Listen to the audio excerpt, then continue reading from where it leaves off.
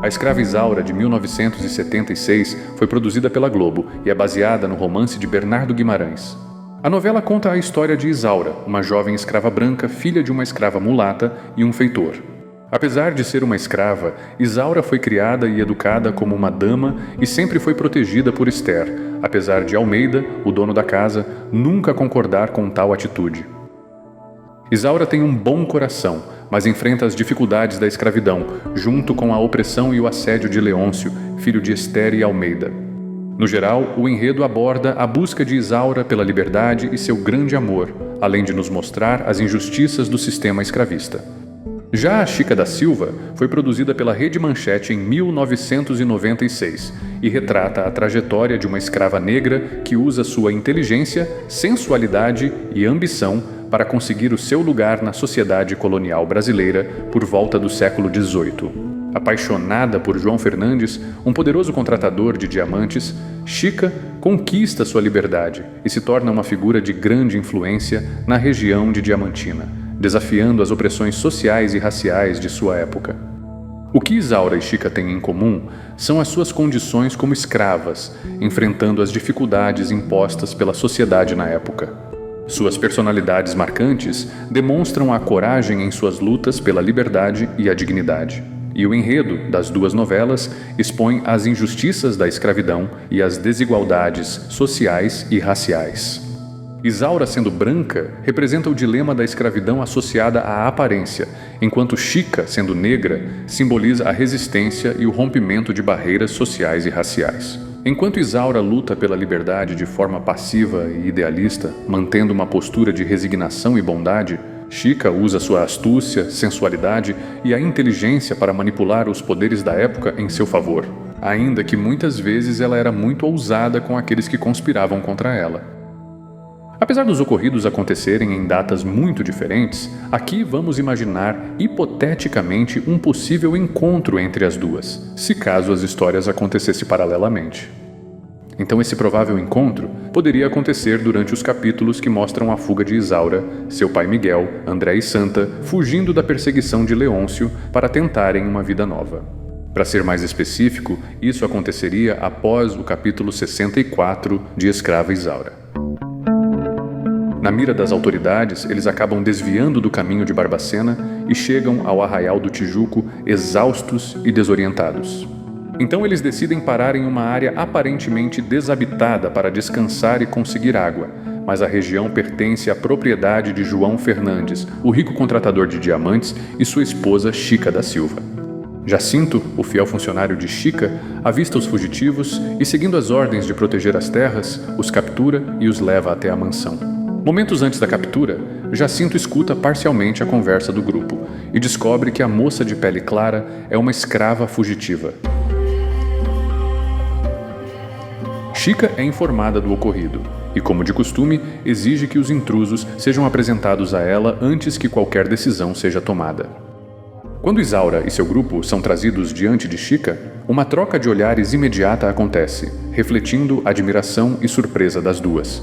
Isaura, ao ver uma mulher negra vestida como uma senhora da elite, com joias e roupas finas, fica admirada e intrigada. Chica, por outro lado, fica espantada ao perceber que Isaura, com pele clara, traços europeus e roupas simples, é na verdade uma escrava. Chica, balançando os ombros, olha para Isaura com curiosidade e diz: Vós mercê é escrava? Parece mais com essas sinhazinhas mimadas que vivem por aí. Isaura, mantendo um leve semblante, responde: Minha mãe era uma escrava, e meu pai é ele, um homem branco. Não importa a cor da pele, sinhá. Nasci na escravidão e luto todos os dias para ser livre. Engraçado. Eu sou livre, rica, e ainda assim, muitos não me veem como igual. Mas o mundo é cheio de injustiça. Talvez nós duas temos mais em comum do que parece, menina.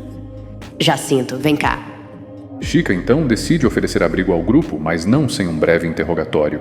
Para garantir que ninguém da cidade saiba dos novos hóspedes, uma cena muito parecida com a do capítulo 169 de Chica da Silva poderia acontecer, onde Chica ameaça um duro castigo caso alguém da casa dê com a língua nos dentes.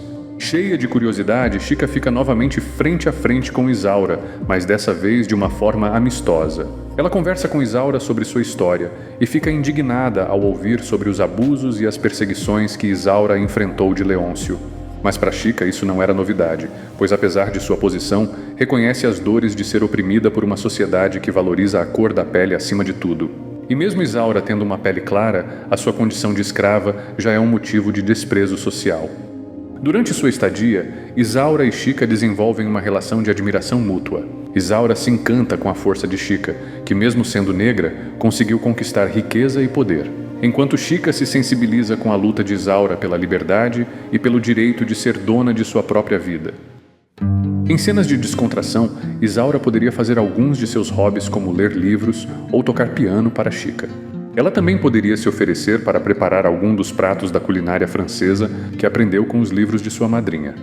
Talvez Chica pudesse compartilhar a receita da sua feijoada, mas não aquela com aquele ingrediente especial entre aspas.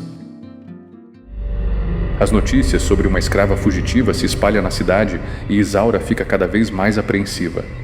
Provavelmente através de Damião, Violante suspeita que a moça hospedada na casa de Chica poderia ser a tal escrava fugitiva e decide avisar as autoridades.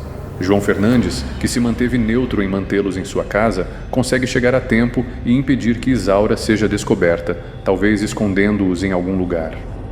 Após esse momento de sufoco passar, Chica decide usar seus recursos e sua influência para ajudar Isaura e seu grupo a seguirem viagem com segurança.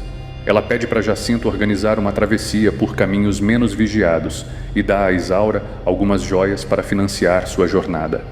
Durante a despedida, Chica deixa um conselho marcante para Isaura. Vosmecê tem uma força que não percebe, Isaura. Não importa o que digam, você nasceu para ser livre. Use sua inteligência e não deixa esse estrupício do Leôncio provar o contrário. Obrigada, Sinhá. Nunca imaginei encontrar alguém como você. Sua história me dá esperança. Espero um dia poder reencontrá-la. Adeus, Sinhá Chica.